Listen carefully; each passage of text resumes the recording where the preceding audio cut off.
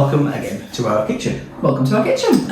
We are sharing at the moment about some of the things that happened as we were ministering in nursing homes. That's right. And we talked about how God had changed people's lives. We talked about a 103-year-old lady who received Jesus. We talked about Fred. Not his real name. About Fred, who was amazingly saved. Yeah. God moved things around and changed things so that he could hear the gospel. Now, I promised I'd talk about Bob. Bob, yeah. Not his real name. No, definitely not. Bob was a real character. He was. He was lovely. He was a very loud character. Yeah. And a very physical character. Elderly man, clean shaven. We were going to where we would share the gospel. Well, we do services as well. It was part of the services that we did. Originally we went into the nursing homes doing a carol services. Yeah. We did some carol services. And that developed into a visiting ministry that we would go and talk to people and just befriend people. And then that turned into a ministry where we chaplaincy service, the real chaplaincy service where we did services in the nursing homes. So Bob was a real character. Every time we went into the room, I think he was on the second floor or the third floor of a nursing home. Every time we walked into the room, he would be sat behind a table, quite a heavy wooden table, on a chair. And every time he saw us walking into the room, he would say, "Get me out of here!" Really loud. He didn't like hymns. And he would push the table violently away from himself to show all the curves he needed to get out of here right now. And the way was open for him to go. And this would be repeated every time that we went in. "Get me out of here, get me out." And he gave the impression that if there's one person that doesn't want to receive Jesus, this is the guy. So you know, it happened every week, and we'd still pray for him. You know, when we went home, we'd lift up Bob in our prayers. Because you know he needs Jesus, even if he doesn't know he needs Jesus. It was amazing though what happened. Yeah, absolutely. 1 week. Well, I can't tell you which week, but after months of him, same behaviour every week. 1 week we went in, and he wasn't sat in the usual place at all. No, he wasn't at a table, and he wasn't muggled, and he wasn't dishevelled as he normally was. He was dressed up. The girls had helped him, and he wanted to dress, and he had a suit. He had his suit and tie on. And he was sat there against the wall, wasn't he? With one of the curves, and the curve said he wanted to get dressed up today. But do you remember what he said to you? Yeah, I'll tell you what he said to you. When we were coming in, and he shouted at the top of his voice, he went, "Pastor Ellis, where have you been? I have been waiting for you." And we were like, whoa, because this was completely not the norm. No, this was very different to "Get me out of here." So I went over to him, and his immediate question was, How can I be saved? Yeah. I don't know what had happened that week, or how God had moved in his life. But that week, something had changed so much. Yeah, that's so right. he'd gone from "Get me out of here, get me out of this place where the gospel's going to be shared," to "I need Jesus." So I shared the gospel with him, prayed with him. He received Jesus and got saved. And he was a completely different man afterwards. Again, as we'd heard from the testimonies in the previous episodes, he just changed. He did. Completely. Now, what we found was people with Alzheimer's and dementia, generally speaking, they were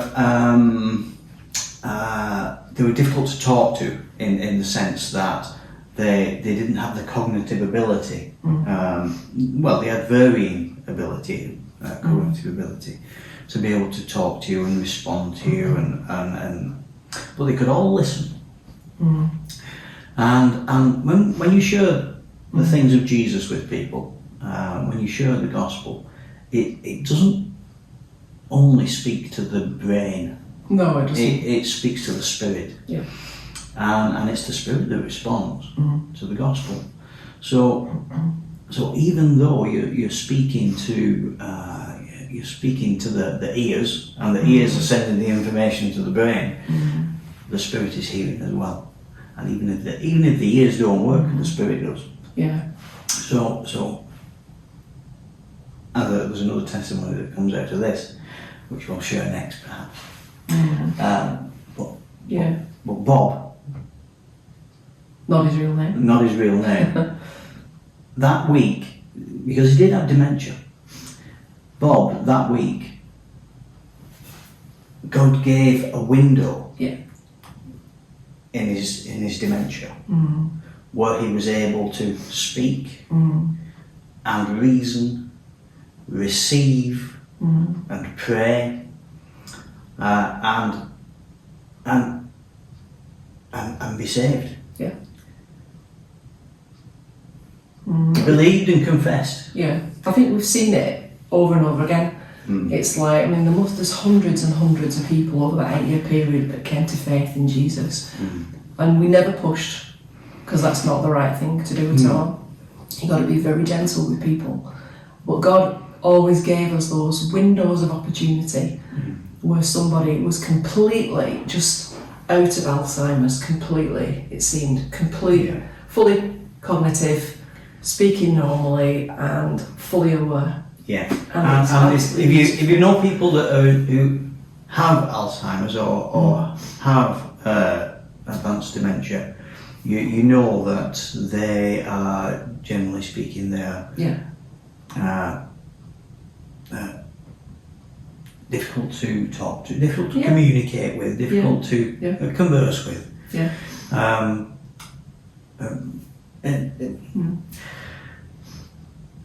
But then when they come out of it and they're lucid, it's amazing. Yes. It's amazing. It's like, oh wow, they're back after being away with Alzheimer's for so long. It's wonderful. It's wonderful. Those windows appear. God does what God does. The Holy Spirit moves in their lives, and they respond to the gospel, and they're saved. It's amazing. Over the years that we've seen it, it's been such comfort and peace that has come as a result of that. We've been able to just minister to people, just pray with people, or just talk to people. That chaplaincy ministry just provided such comfort and strength and peace to people. God just moved through that. People think that when people are in nursing homes, they're lost. They're sort of isolated from everybody in the community, and a lot of them are quite lonely as well. And for them to know that they're not on their own, that God does care, that God hasn't abandoned them, that He loves them, it's amazing. Do you know what I can remember as well, in one of the nursing homes that we were in, and it was sort of, in fact, no, not just one, we've seen it time and time again when we've been in and taken services in the nursing homes, and it's been like we've been singing. And we had one lady in particular that comes to mind who'd not communicated with anybody at all. And we were singing, and I think her relatives were actually sat at the side of her, and I think it was How Great Thou Art we were singing. I think we were at the end of a corridor. Yeah, it was like a conservatory. Oh, maybe I'm thinking of a different one. Yeah, no, and we were singing, it was at the end, it was singing, and it was How Great Thou Art, and this lady hadn't communicated with anybody, she'd just been sat in this chair, and then suddenly started to sing How Great Thou Art, and it was so beautiful, absolutely beautiful.